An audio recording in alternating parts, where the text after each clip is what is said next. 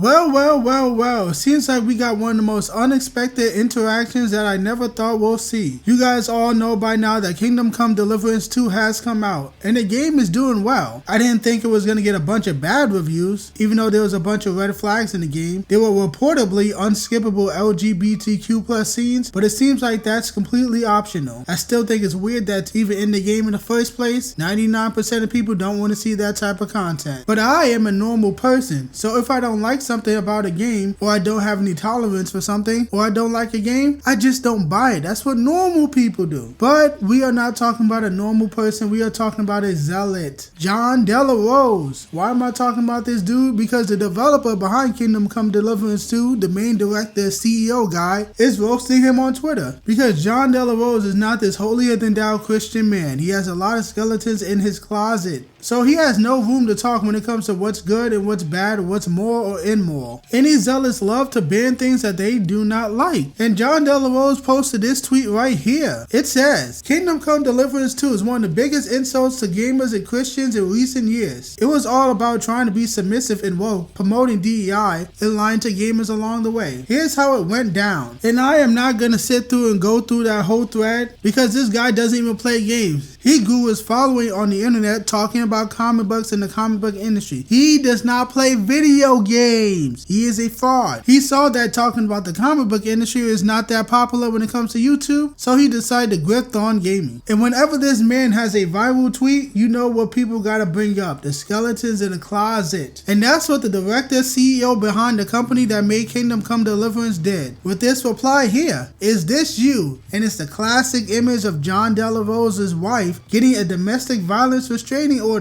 Because if you guys don't know already, this man likes to beat his wife. His own wife got a restraining order because he was beating her ass. This man is a terrible human being. That is not Christ-like. You're not supposed to hit your wife. You shouldn't be assaulting anybody, but especially the women that you sworn to God that you will protect and love forever, for an eternity. You said you will hold her hand to heaven. That's what marriage is about, Jon Del Arroz. So why you slapping your bitch around? Does that sound like something Jesus would do? Has this guy even ever addressed this by now? I feel like if you never address it, just sit down, make a video, make a Twitter post or something, just address this, addressing this, people are always gonna bring it up. Because every single time this guy has a decently sized like tweet, I won't say the word viral because he's not getting like tens of thousands of likes, but even if he gets like less than 2,000 but like more than 1,000, you'll see somebody in the replies posting this.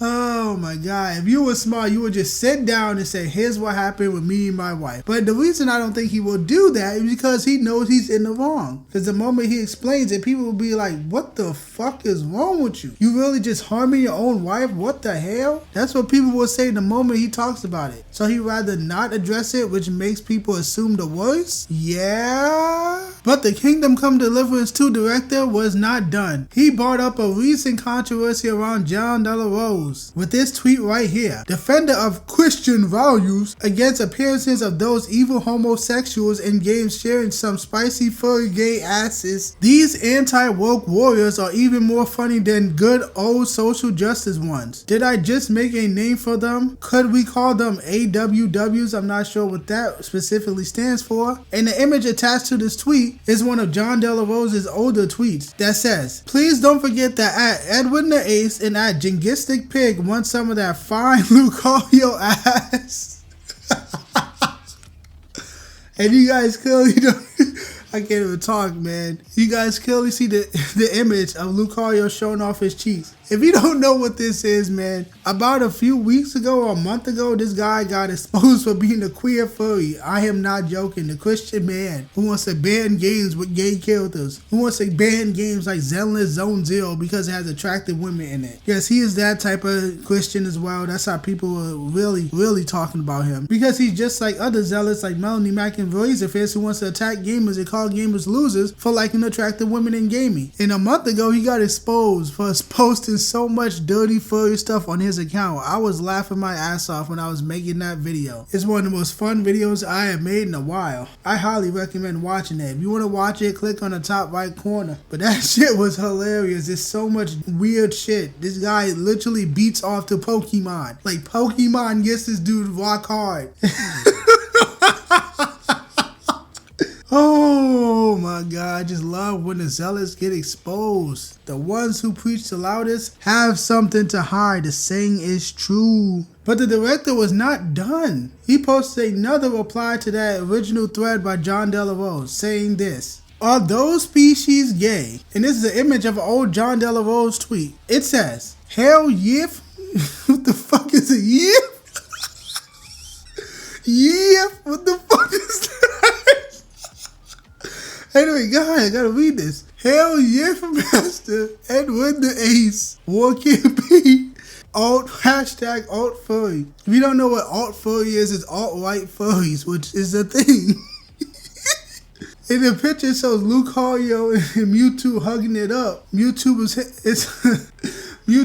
grabbing him from the back like, oh my God, I love you. Oh, Luke Haryo. Oh my God.